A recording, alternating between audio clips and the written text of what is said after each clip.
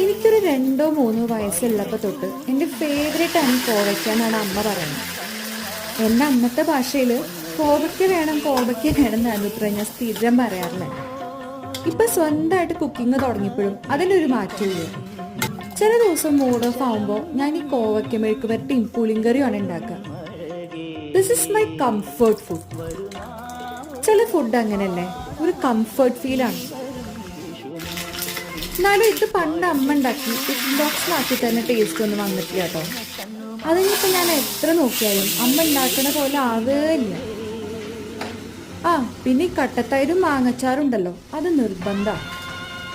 നിങ്ങൾക്കില്ലേ ഇതുപോലൊരു comfort food? അതൊന്ന് താഴെ കമൻറ്റ് ചെയ്യാൻ മറക്കല്ലേ കേട്ടോ.